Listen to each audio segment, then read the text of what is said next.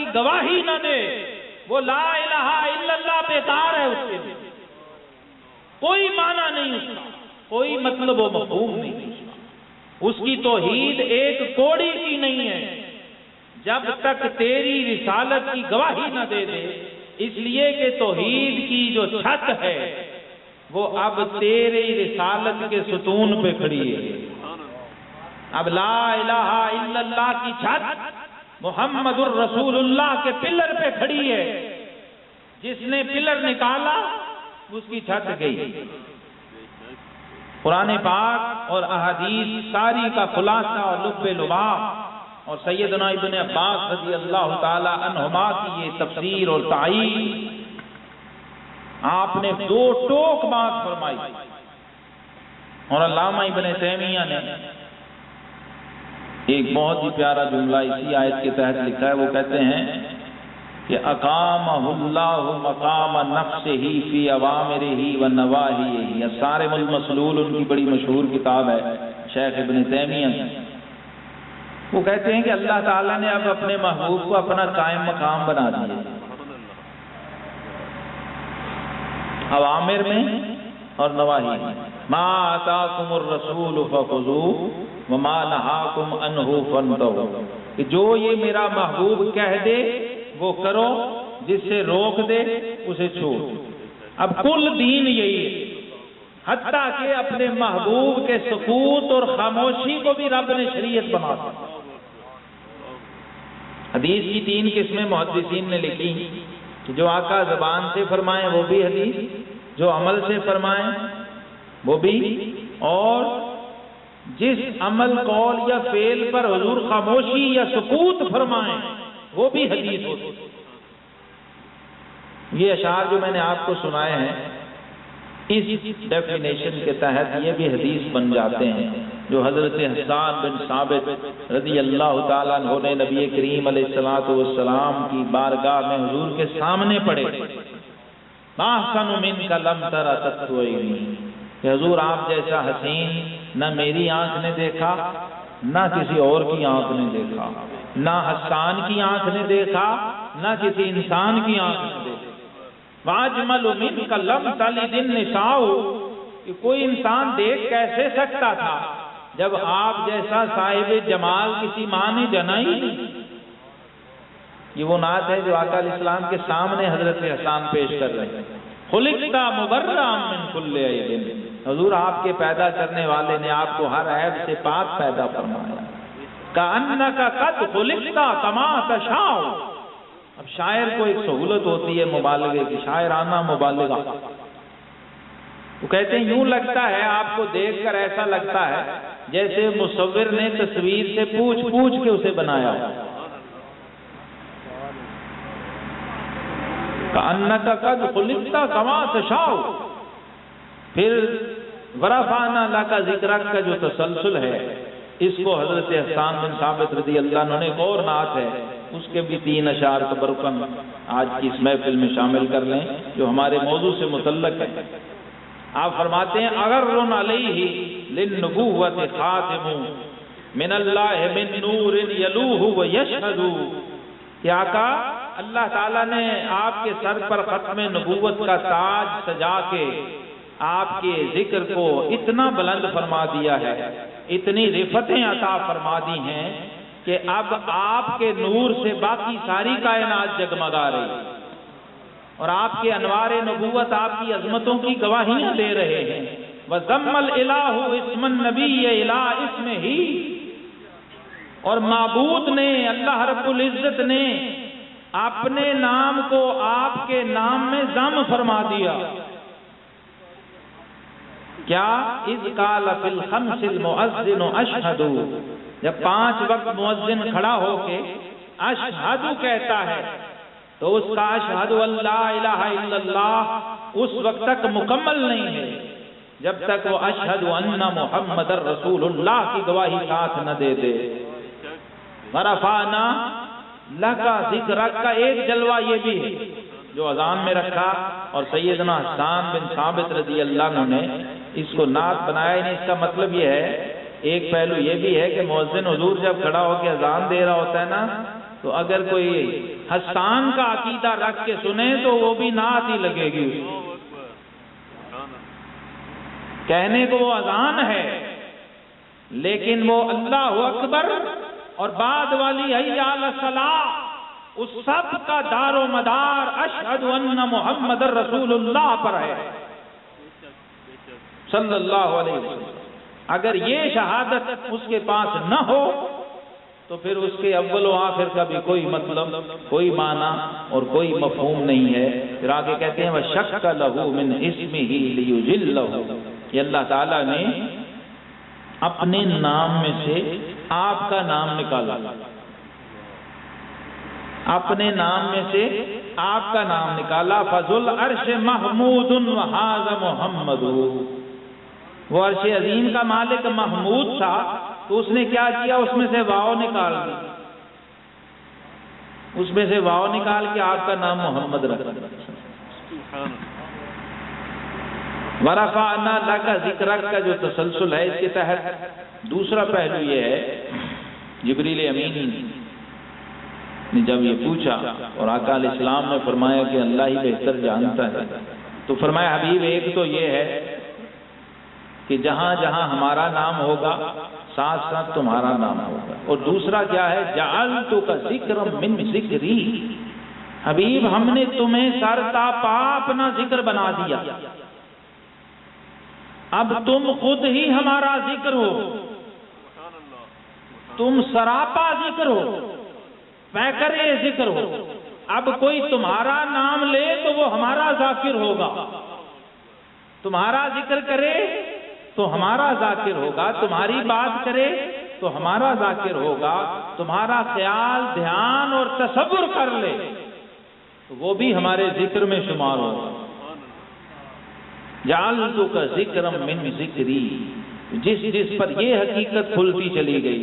قاضی ایاز مالکی رحمۃ اللہ علیہ نے کتاب الشفاء میں الا بذکر اللہ تطمئن القلوب کے تحت لکھتے ہیں کہ اللہ کے حبیب کا ذکر کرنا اور حضور کے صحابہ اور اہل بیت کا ذکر کرنا یہ بھی ذکر خدا ہے، اور اس سے بھی دلوں کو چین ملتا ہے، دلوں کو اطمینان ملتا ہے، لیکن شرط کیا ہے کہ دل مومن کا ہوگا۔ در دل مسلم مقام مصطفیٰ آبروئے ماز نام مصطفیٰ، اقبال نے تو مومن کے دل کی جو نیم پلیٹ ہی یہی بتائی، فرمایا مومن کا دل ہوتا ہی وہ ہے جس پر حضور آپ کے نام کی سختی لگی ہوئی۔ در دل مسلم مقام مصطفیٰ آبروئے ماز نام مصطفیٰ۔ پھر اقبال کہتے ہیں نگاہ عشق و مستی میں وہی اول وہی آخر وہی قرآن وہی فرقان وہی یاسین وہی تا۔ تو اس رفت ذکر کا ایک رخ اور ہے جس پر ہمارے ائمہ نے یہ پوری ایک کتاب ہے اسماء النبی پر امام جلال الدین سیوطی رحمۃ اللہ علیہ نے، ایک امام صحابی نے صرف اسماء النبی پہ الگ کتاب لکھی ہے، اور دیگر بڑے بڑے اکابر ائمہ نے، ابن دہیہ القلبی ان سے بھی 300 سال 400 سال پہلے کے بزرگ ہیں، انہوں نے لکھی ہیں۔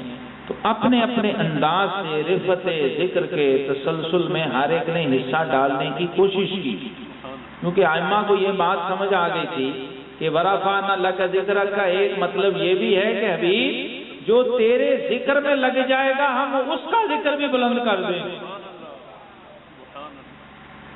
تیرا ذکر تو بلند کیا ہی ہے نا، جو تیرے ذکر کے تسلسل اور تواتر میں آ جائے گا اس کا نام بھی مٹنے نہیں دیں گے۔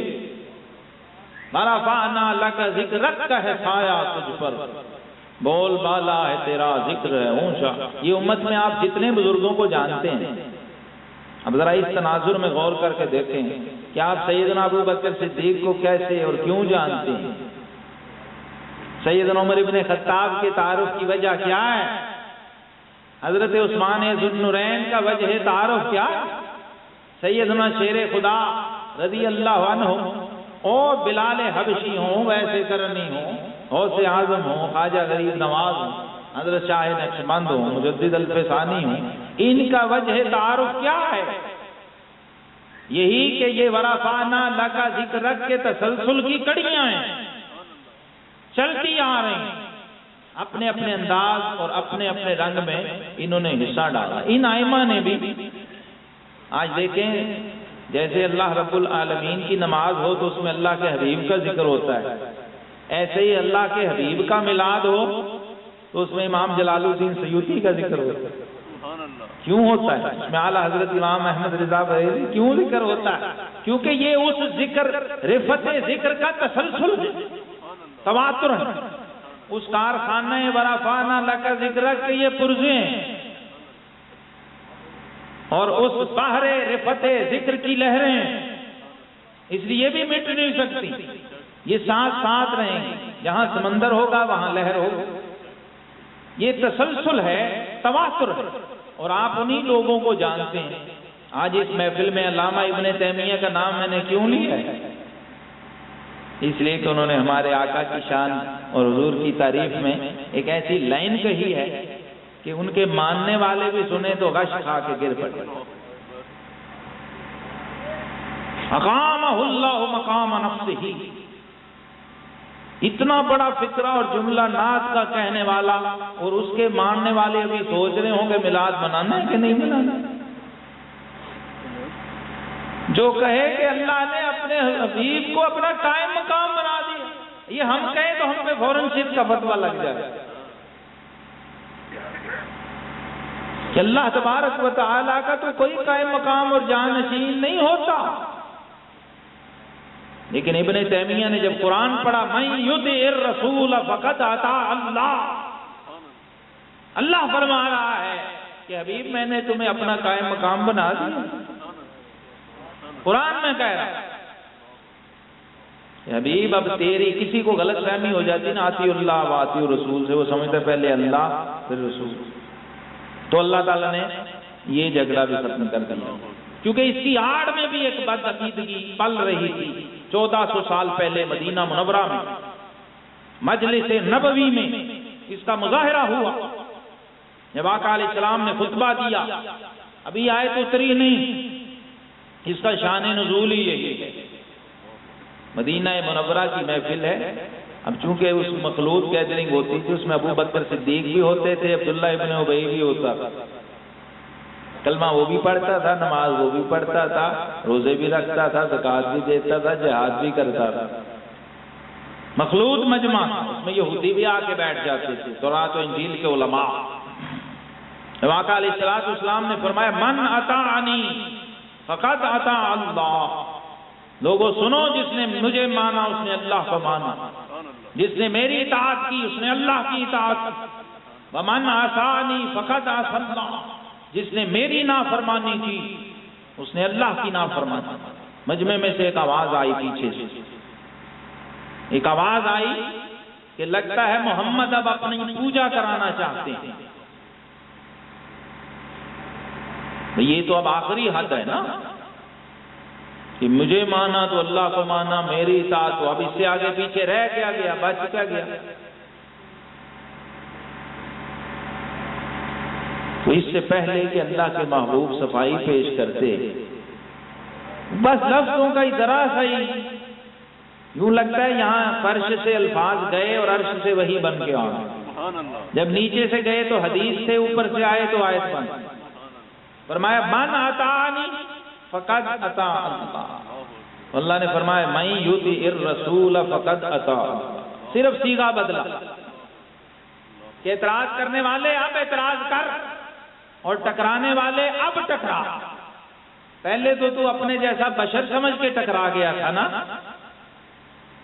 تو نے کہا یہ بھی انسان ہے، یہ بھی بشر ہیں، پیغمبر ہیں تو کیا ہوا، ہمارے جیسے انسان ہیں، تو اس لیے تیری رگ بد عقیدگی پھڑک گئی اور تیرے اندر کا کفر عیاں ہو گیا، تو نے اس کا رد کرنے کی کوشش کی اور میرے محبوب علیہ السلام کی عظمت اور مقام کی نفی کرنے کی کوشش کی۔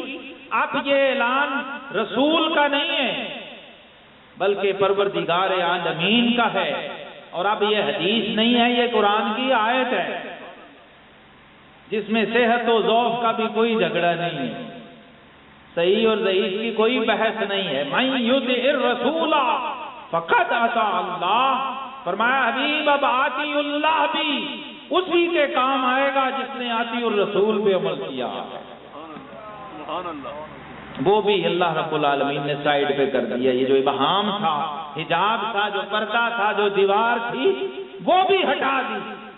فرمایا حبیب اب لا الہ الا اللہ اور محمد الرسول اللہ صلی اللہ علیہ وسلم دونوں لازم و ملزوم کر دیے. پہلے کیا ہوتا تھا کہ نبی بدلتے تھے، ساتھ کلمہ بھی بدل جاتا تھا. کرنوں بدلی رسولوں کی ہوتی رہی، چاند بدلی کا نکلا ہمارا نبی. کیا خبر کتنے تارے کھلے چھپ گئے، پر نہ ڈوبے نہ ڈوبا. اب آپ ابد الآباد تک ہمیشہ ہمیشہ کے لیے ساری کائناتوں، انسانوں، سارے عالمین، بلکہ رسولوں کے بھی رسول، نبیوں کے بھی نبی. صحیح مسلم میں ہے، آپ نے فرمایا ارسلت الی الخلق کافہ، یہ لوگوں میں اللہ کی ساری مخلوق کی طرف رسول بن کے آیا. گویا انبیاء اور رسول بھی میرے امتی ہیں، ملائکہ اور فرشتے بھی میرے امتی ہیں، جو اولین تھے وہ بھی میرے امتی ہیں، جو آخرین ہیں. یعنی عالمین میں جو جو کچھ ہے، صرف انسان جن فرشتے ہی نہیں، حضور نے تو احد پہاڑ کو بھی اپنا امتی بنایا. فرمایا احد جبل یحبنا ونحبہ. اگر پہاڑ ہو کے بھی ہمیں پہچان جائے اور ہم سے محبت کا، اور یہ فطرت ہے کہ جب پہچانے گا چاہے پہاڑ ہی ہو محبت ضرور کرے. اور محبت حضرات گرامی رسپانس مانگتی ہے، اظہار چاہتی ہے. بس فائنڈ اپ کرتا ہوں، میں سمیٹتا ہوں اپنی بات کو. محبت اظہار چاہتی ہے، اظہار ضروری ہے، اور یہی قرآن نے ڈیمانڈ کی ہے. یہ میلاد پاک کی جو محفل ہے دراصل اسی محبت کا اظہار. بخاری شریف میں ہے جب حضور علیہ السلام احد پہاڑ پہ جاتے تھے، ساتھ صدیق اکبر ہوتے، فاروق اعظم ہوتے، عثمان ذو النورین ہوتے، تو احد پہاڑ بھی رسپانس دیتا تھا. فتتحرک الجبل، صحابہ کہتے ہیں ہم گئے تو پہاڑ بھی وجد میں آ گیا، جھومنے لگا. تو آقا علیہ السلام نے ایسے اپنی جو عصا مبارک تھا، اور ایک روایت میں اپنے پائے مبارک سے احد پہاڑ پر اس کو دیا، احد میں احد پہاڑ ٹھہر جا، فإنما علیک نبی و صدیق و شہیدان. آج تیرے اوپر ایک اللہ کا نبی ہے، ایک صدیق ہے، اور 2 شہید ہیں. یہ علم غیب ہے کہ رسول کریم نے خبریں وہ دی کہ جن کی کسی کو خبر نہیں. جس نے شہید ہونا تھا اسے بھی نہیں پتا، اور آقا علیہ السلام بتا رہے ہیں. اور پھر ابھی شہید ہونا ہے، اور آقا پہلے ہی فرما رہے ہیں یہ شہید ہیں. شہید ہونے سے پہلے ہی شہادت کا مرتبہ عطا فرما دیا. تو احد پہاڑ جب محبت کرتا ہے تو پھر رسپانس دیتا ہے. تو جو امتی ہے، یہاں پتھر، جمادات، نباتات، درخت اور شجر حجر وہ محبت کا اظہار کر رہے ہوں. جہاں کافر اور غیر مسلم کلمہ نہ پڑھ کے جس کی زلف واللیل کے اسیر بنے ہوں، اور جس کی محبت نے انہیں بھی اپنی لپیٹ میں دے رکھا ہو. ایک ہندو شاعر نے کہا تھا پیار ہو جائے کسی سے کوئی چارہ تو نہیں، صرف مسلم کا محمد پہ اجارہ تو نہیں. کیونکہ اسے سمجھ آ گئی کہ یہ رحمت للمسلمین بن کے نہیں آئے، یہ رحمت للعالمین بن کر آئے. اب جب غیر رسپانس دے رہے ہیں، غیر اظہار محبت کر رہے ہیں، ہر محاذ، ہر پلیٹ فارم، ہر سبجیکٹ اور ہر پہلو سے لوگوں نے ہمارے آقا علیہ السلام کی سیرت کو دیکھا، اس سے اثر لیا اور ایکنالج کیا، کتابوں میں لکھا. بڑے بڑے مستشرقین، اورینٹلسٹ، اسکالرز، غیر مسلم، ہر کمیونٹی، ہر مذہب کے لوگ نظم میں، نثر میں انہوں نے اعتراف کیا کلمہ پڑھا یا نہ پڑھا یہ ایک الگ بحث ہے، لیکن رب العالمین کا چونکہ اعلان تھا وَرَفَعْنَا لَكَ ذِكْرَكَ، حبیب آپ کا ذکر ایسے بلند کریں گے کہ جو آپ کا کلمہ نہیں پڑھیں گے، نعت آپ کی وہ بھی پڑھیں گے. وہ ہمیں رب مانے نہ مانے، تمہاری نعت اس کی زبان سے بھی جاری کروانا. میں جانتا ہوں ایسے صاحب کتاب نعت گو شعراء کو جو غیر مسلم ہیں، پورے مجموعے ہیں، ہر مذہب کے لوگ ہیں، عیسائی ہیں، ہندو ہیں، مختلف مذاہب کے لوگ ہیں. یہ بھی ورفعنا لک ذکرک کا ایک تسلسل ہے، اور اس کی معراج ہوگی اس دن مجمع حشر کے اندر، جب رب العالمین کا وعدہ پورا ہوگا، عسیٰ یبعثک ربک مقاما محمودا، رب اپنے حبیب کو مقام محمود پہ فائز کرے گا۔ وہ مقام محمود پہ فائز کرنے کا مطلب یہ ہے، صاحب مقام محمود تو آپ ہیں ہی۔ ابھی ہمارے ساتھی حلقہ درس میں سوال کر رہے تھے کہ اس کا دوسرا رخ اور پہلو یہ ہے، مقام محمود پر فائز کرنے کا مطلب یہ ہے کہ حبیب ایک دن، ایک گھڑی، ایک لمحہ ایسا آئے گا، ایک ایسا جلسہ اور ایک ایسی محفل سجے گی جس میں میرا پیدا کیا ہوا کوئی انسان غیر حاضر نہیں ہوگا۔ ساری اولاد آدم اس دن حاضرین اور سامعین اور ناظرین ہوں گے، تمام اولین و آخرین، کوئی غیر حاضر نہیں ہوگا۔ ابو بکر صدیق بھی ہوں گے، ابو جہل بھی ہوگا، فرعون اور نمرود بھی ہوں گے، اور موسیٰ اور ابراہیم بھی ہوں گے، سارے ہوں گے۔ حبیب اس دن ایک گھڑی ایسی آئے گی کہ ہر زبان پر صرف تیری نعت ہوگی، ہر زبان اس دن آقا علیہ السلام کی تعریف کر رہی ہے۔ ابو جہل ابو لہب سے کہے گا، یار ہم تو بھتیجا ہی سمجھتے رہے، ہم تو اپنے جیسا بشری سمجھتے رہے، یہ تو اللہ کا حبیب نکلا، یہ تو صاحب مقام محمود نکلا۔ اور اس دن جو شان اور عظمت وہ دیکھیں گے کہ یہ جسے اشارہ کرتے ہیں اس جہنمی کو رب جنتی بنا رہا، کہیں گے سارے نبی اذهبوا الی غیری، میرے حضور کے لب پر انا لہا ہو۔